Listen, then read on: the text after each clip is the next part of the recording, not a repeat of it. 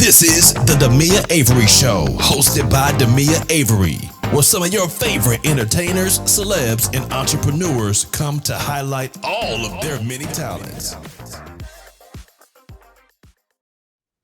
Hello, everyone. This is Demia Avery with the Demia Avery Show, and I am happy today. This person that I'm going to interview is actually part of my life's history, and I don't even know if he even knows how much he is part of my life's history. But let me tell you all about his professional profile first, and then we'll get into it a little bit more. So, this phenomenal musician was born and raised in Gary, Indiana. He grew up playing several instruments, the drums, keyboards, guitar, as well as the trombone. He perfected his musicianship to later join several childhood bands, most notable Gary's own group entitled Cruise Control, as well as R&B crooner Jesse Powell. And that was just the start of it. My guest today has never stopped his craft and went on to work with some of music industry's most notable artists such as Akon, Jagged Edge, Left Eye, Key Sweat, Blaque, Patti Austin, Atlanta Band, Jukebox, and so many more. Please welcome musician extraordinaire Jon Roberts. Welcome. Hey, what's up, homie? I know. And listen, you guys, we were just sitting here and talking about how long has it been. I have to tell you, okay. I have to tell the story, Jon, how I met you. And I don't even know if you know how long ago that I know you. I met Jon. He didn't even know I met Jon. I saw Jon, I should say that, in Gary, Indiana, um, at Westside High School. And he was in a band called Cruise Control. Mhm. And Cruise Control, that band has affected my entire life. And I don't even know if you knew that. Wow. Infected my entire life because you all were so professional. Um, I mean, in Gary, they had a whole bunch of bands and they had a whole bunch of, singers and stuff like that. And we could talk about that too. But you all have influenced me so much. I used to spend all my little money because y'all had your stuff during our lunch hour, right? Hmm. And I used to spend all my little money just so I can come and see y'all perform and skip my lunch hour so I could see you all perform. And y'all would do slow jam and Atlantic Star and all that other stuff. And the whole it wasn't just you all getting up there and singing and stuff. It was the whole professionalism behind it. You all had the whole showmanship, the musicianship. It was just phenomenal to me. And I took that in every step. I watched you all's every step. And that made me want to be in the music industry. And for the longest time, I was a vocalist in the music industry for 20 blah, blah, blah, years after long after that, and then ended up being in the business of entertainment. But you all shaped me to want to be in the entertainment industry. So I thank you all so much for that. And I wanted to personally thank you for inspiring me. You just never know who you inspire, and this has been my life. So you guys have inspired my entire life. Man, that's awesome. I'm glad we was able to be a part of that. But I'd be remiss if I sat here and tried to take credit for that because that came from Derek Russell Pixie. That came from his dad, Mr. Frank Russell. Uh, Mm, he was our manager, and he made sure that we stayed on point, did what we needed to do. He yeah, would pick us up, drop us off at school, pick us up, do our homework. I mean, check our homework while we downstairs rehearsing. So yeah, he was between him and Mr. Horn and my dad, my parents. yeah. That was the foundation. Wow. Wow. And before my family killed me, because then, I mean, I do have a musical family, don't get me wrong, but just to couple that with what you all did, it was just amazing to me. And like you said, with Pixie and Terry Terry and Diamond. yeah, and Ricky and all of them, you guys were just absolutely amazing. So shout out to the members of Cruise Control Yeah, for rest in peace, Terry. yeah, Yeah, we yeah, lost Terry a couple years ago. yeah. Yep. Yeah, and I knew he was doing his thing with his own albums and his own music and stuff like that. So rest hmm in peace to Terry. But if we could talk about Gary for just a second, how can you share how growing up in Gary has influenced your musical journey? Oh yeah. So I was, Gary. Well, Gary had bands and groups all over the city, like gangs. You Yeah, know what I'm saying? Like you go in a different neighborhood, it was another band, two or three bands, and yeah, so that type of thing was always there. We used to always have. I remember the earliest times were when they had uh, the Easter talent show and the Thanksgiving talent shows. yes, And we would get in, and usually we would win.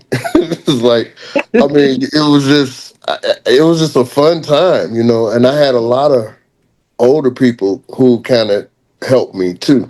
Um, yeah, um, Frank Russell Jr., who we call Rocky, who was Pixie's brother, older brother.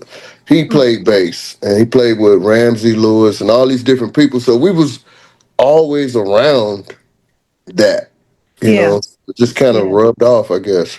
Yeah. Yeah. And but who were your like some of your besides the being around such musical people all the time, who would you say would be some of your musical inspirations and how did they shape your approach to playing your instruments? I can just about guess, but I just want to see what you're gonna say.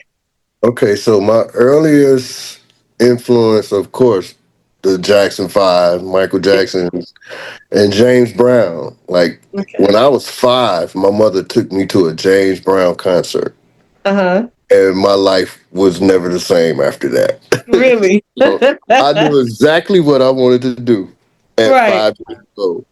But Wow. as far as the bass, um, so I was in a band when I was in the 7th grade. I think I was playing the drums at the time, Hmm. and I was playing with They was all seniors at Westside, like Billy Shelton, Rick Davis, and Teddy Roach. Hmm. Uh, and that was my first neighborhood band I was playing drums for.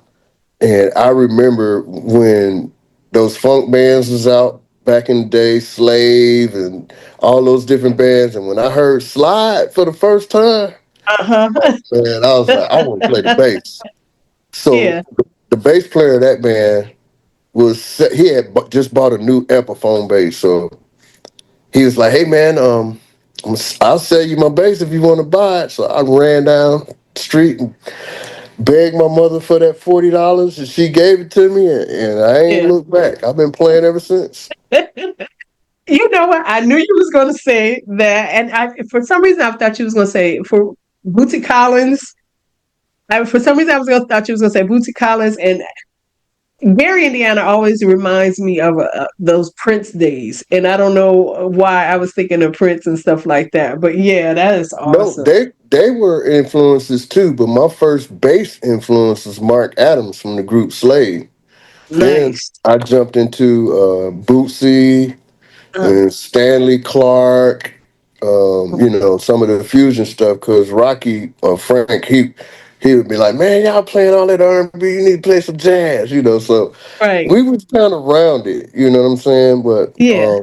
as far as the bass, early on, Mark, all of those bands out of Ohio, the funk bands, Zap, Yeah. all of them, all of Love that. it.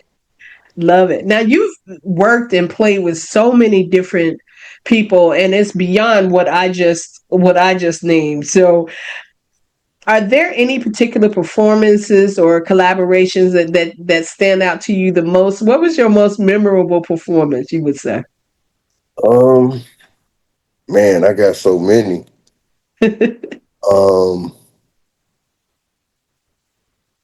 I think the most memorable one was when I got a chance to play for the president of Nigeria. Oh wow. Okay. Okay. Yeah, Why was so that so memorable for you? because when it happened, well, before it happened, I was doing a gig at this hotel, the 12 Hotel in Atlanta. Mm-hmm. I really didn't like the gig. I was about to quit the gig actually that night. Yeah. And this African dude who was staying there had summoned the waiter and was like, yo, I want to buy him a drink, whatever, you Mm-hmm. know. So, of course, I was like, all right, when we in Atlanta, I'm going to make sure he know look, I don't roll like that, you know what I'm saying? But Right.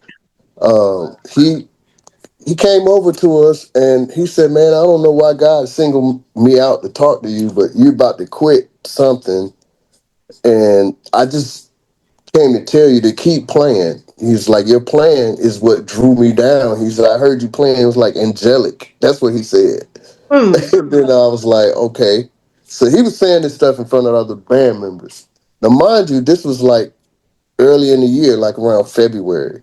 Uh-huh. So he said to me that don't quit. You finna travel the world doing all kind of stuff and playing for all these prestigious people like presidents and kings and stuff like that. So I'm Uh-huh. just looking at him like, all right, man, whatever. So fast forward, I get a call from a good friend of mine, Ronnie Garrett, who happened to be Tyler Perry music director. And Mm-hmm. every now and then he would call me to sub for some stuff that he couldn't do, Mm-hmm. to fill in for him. So he's like, hey, man, oh, I got to back up. So at the beginning of the year, I had said I wanted to go to Africa because I had never been, you know. Mm-hmm. So that conversation happened in February. So then I had a conversation with Ronnie in July. And he was like, hey, you got your passport? I said, yeah. He said, I got a gig I can't do. Money is great. Play it for 40 minutes. Um, and it's out the country. And I was like, cool. And he was like, it's in Africa. I was like, oh, wow, I'm getting ready to go to Africa. Uh-huh. So the band was comprised of like 2 or 3 corporate bands that was, they had like Trina Baxton from the Tony Sister, Uh-huh. um, um, Niche. I can't remember all of the people that was, but it was a big band, it's like 14 pieces. Mm-hmm. And so we get over there, we sitting down eating, and they was like, well, y'all get rest up because we got to come and get y'all and escort y'all to where y'all gonna perform at. So Mm-hmm. when they came and got us the next day, they was strapped like we was going to war. So I was scared. So, and we walked into this ballroom, and then I hear this man said, Jon Roberts. And I turned around, and it Uh-huh. was the dude that I had met at the 12 Hotel months before. And he was Mm-hmm. like, he's like, what are you doing here? And I was like, we performing tonight. He said, do you know who you performing for? And I said, no. He said, the president of Nigeria. Wow. And Trina and all them looking at me like, yo, how you know him? I was like, yo, if I tell you this story, you ain't gonna believe it. So I had a lot of stories like that, like how I Yeah. got gigs, like even with the Jesse Powell thing. When I started playing with Jesse, I had just got my bass. I didn't have that bass 2 weeks. Wow. And I was sitting on the porch just fiddling around in this Uh-huh. van. You remember how them old school Chevy vans would ride by with the door open and people be blasting music, drinking or Yeah. whatever? So one of them rolled by the house and the guy was pointing, and I'm thinking they trying to steal my bass. So I ran in the house. They came and knocked on the door and said, hey, we was just saw your son. We actually got this show in Rock Island, Illinois. It's a big show. And our bass player was in a car wreck the night before and got burned 70% of his body. And we Oh, desperately need a bass player. So my dad was like, well, if you think he can do it, I'll bring him to rehearsal. Went to rehearsal. I played about 25 songs or something like that, and sang while I was playing. And they Yeah. was like, "Who is this kid?" And next thing I know, I'm in a band with Jesse Powell and Trina Powell and their mom Emerald. It was called Sheer Joy. And the Mm-hmm. gig that we did was in Rock Island, Illinois, for some kind of outdoor festival. Okay. And I got a chance to play with Jelly Bean and Jesse Johnson from the time because they was just Oh released wow. Get It Up. And I had just turned 15 years old. Oh my goodness. Wow. Wow. Now, if you had a wish and you could work with any artist, past or present, whether they here with us or not here with us, who would you play with? Definitely Michael Jackson. Really? Yep. Michael Jackson, hands down. And then Wow. Stevie Wonder, I would love to Oh, play with okay. him. I But love it. definitely Michael. The closest I got to that, I did get a chance to play with Tito. So that was the Oh, okay. Well, closest I that's got to. okay. What you do for Tito? Then was it like in the studio or was it on stage? No, so when he did his solo project Yeah. back in 2016, Uh-huh. um, he um, I was playing this show, this gig that I normally do. Uh, the Shanti Das, she used to be with Sony and LaFace and Yeah. all. So she Uh-huh. would do this thing called ATL Live, and I was in the house band, and she would feature artists who would come through Atlanta or whatever, doing stuff or whatever, or we just played behind them or whatever. So Uh-huh. I did the gig with him, and then the next morning I had a heart attack. You know what? I saw that you had some health issues a while back. hmm Wow. Wow. Well, I'm glad that you with us now, and I see that on your social media that you don't take that for granted either. Oh no, Mm-mm. Hmm. Nah. I I see that. try to spread the awareness of heart disease and type 2 diabetes and stuff. Because a lot of musicians, we go out on the road and, you don't have a lot of healthy choices and you got to be really, really disciplined to Yeah. make yourself eat what's right and stuff, Yeah.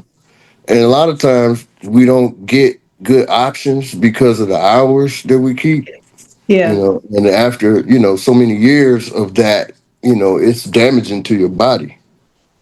Oh yeah. And you have a garden or something. Did I see that? Yep. Yeah. Uh-huh. When we did, after the heart attacks, that's when we started planting. And, Okay. we get fresh stuff, just go out back and get it. No, no, I love that, and I just started doing that, so I might need. I have some questions, but we can talk about that later. Talk about that later.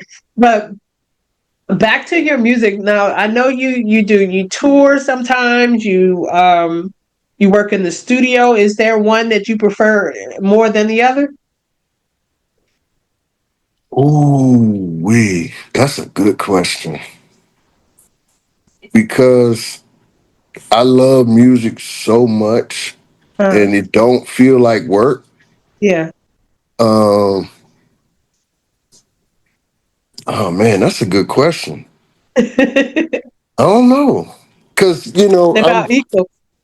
I love creating, not just music, Yeah. um, art in general, like videos and movie scripts and stuff like I just like create Yeah. coming up with different things. So the music is that's it's so easy because it's just such a part of me, you know what I'm saying? Through God, of Mhm. course. But it just naturally comes to me.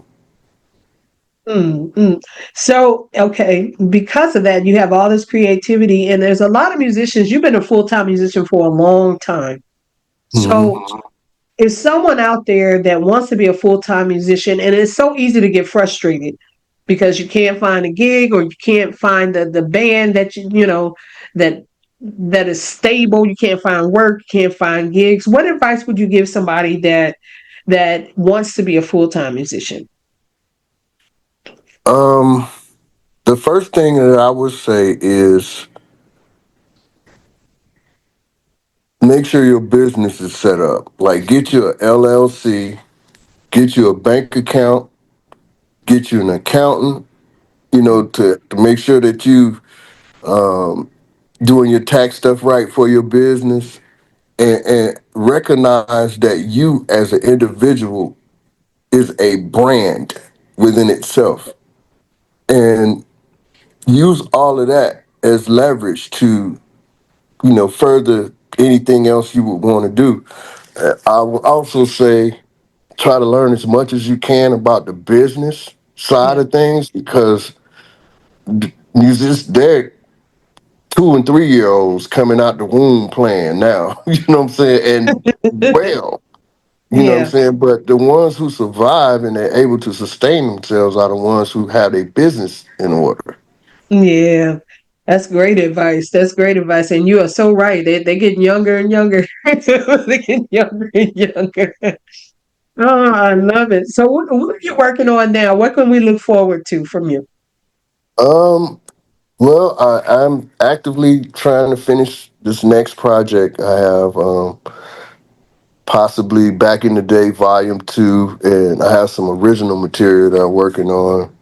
And I've been working on this script. Um, Kind of got the bug with TV and film. I was blessed to work on that Maynard Jackson documentary. Okay. Co-wrote 5 songs on there. So once I saw how that side of it worked, I was Yeah. like, oh, this is going to be a transition for me. Right. Once I leave the stage or, Uh, not touring and stuff no more, it's easy to just do music for projects like that. And I bought some cinema cameras so that I can produce my own content, whether it be movies or music videos or yeah. game shows, whatever comes Yeah. up. Awesome. Awesome. So my last two questions, I always ask these last personal questions, but I promise they're not hard and I promise they're not too personal. So Okay. okay. The first question is tell me something about yourself that no one else knows about you. It could be something funny, it could be something quirky, it could be anything. That no one knows. Uh-huh. Some people say, stuff like, they got OCD or and anything. Yeah, well, let's see. That no one knows. That's kind of hard. How about something? Let me see. Is it something that you do? Is something you got a bad habit? You eat something crazy? Well, see, that's what I'm saying. That's hard because people know I love sweets. Like Well, I would that's cool. die for a key lime pie or cake There you right now. go. You know what I'm saying? Uh, um, let's see. I love dark chocolate. You love dark chocolate. Yep. Okay. There you go. Okay, and the last one, I think you kind of named it, but I'm gonna ask you anyway. So you might have to give me three. Name your favorite old school artist or song. Um, Favorite old school artist: Bootsy Collins. Um, well, let me back up. Okay. Any funk band from Ohio, because Okay. there's too many of them. uh, Favorite songs. I like "Heaven Must Be Like This." Nice. Um, Nice. what else? There's a song that I've been listening to by an artist that I just got hip to named Travis Malloy or something like that. Mm. I think he's a gospel artist, but Okay. he has this song that says "It's gonna be all right." Mm. I really like that song, especially in this climate today. because it's Right. like a lot of craziness, and sometimes you can get engulfed in that, and you know, just be engulfed Yeah. in that when at the end of the day we know who in control. You know what I'm saying? Absolutely. And as long Absolutely. as we stay focused on that, that's all that matters. All this other stuff is just smoke screens and mirrors. That's right. That's right. Now, before we go, anybody you want to give a shout out to, say hello to, and say thank you to? Anybody you want to shout out real quick? I got a few of them. So, Okay, go ahead. of course, my wife, Patrice, and my family, um, my cruise control brothers. Hey, what's up, y'all? Um, let's see, my Jason Lyric band brothers, my jukebox family. Shout out to Prince and all of them. He told me to tell you hello too. I said, hey, that's my brother. Yep. Let's see. Um, I mean, just everybody who kind of helped me get to where I am. Mr. Willie Horn, Tolleson Junior High School Band, um, um, Mr. Lloyd Wilkes Booth, who was my art teacher, but he was actually way more than that because he was a martial art instructor.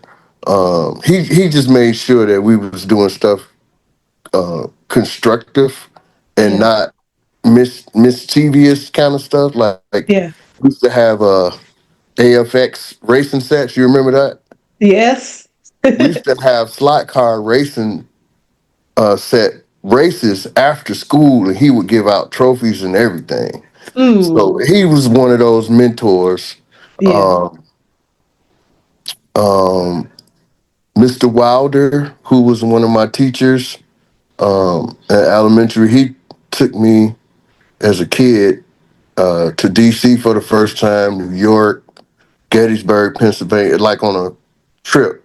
Of course, we Okay. had like, grades had to be certain thing, and he just took a gang of us from the neighborhood in an RV and drove us to DC for a field trip kind of thing. Yeah, yeah, Uh, so I mentioned Mr. Horn, Mr. Frank Russell, very very big influencer. Very he's like second daddy to me. That was yeah. Pixie It's dad, and he made sure that we was always doing what we supposed to do while we was doing what we love to do. Yeah. My mom, um, she kind of pushed me Mm, to just go fly. She was like, I think my favorite saying from her was, "Nothing beats a failure but a try." So yeah. everything that I tried seemed like it's been working. So thank you, That's mom. right. Oh, and shout out to Mr. Reverend Reed from Newmont Moriah Baptist Church. And they bought me a bass when I graduated. They bought a bass for the church for me to Uh-huh. play. But when I graduated, they gave it to me as a present. And I remember him giving me that bass and saying, "I want this to take you all over the world." And it literally And did. it did. So, And it did. Well, with that being said, I want to thank Jon Roberts for coming on today's show. Again, I am absolutely honored. Come back again when that film is has been made. Come back again when your new project has come out. And I'd love to have Cruise Control, all of you guys come on so you guys could just have a reunion right on my show. Would that be good? yeah, I think I might be able to make that one happen Okay, sounds sooner good than to me. later. Sounds good to me. All right, guys, we'll talk to you on the next show. Talk to you later. Bye bye. All right, thanks. Bye.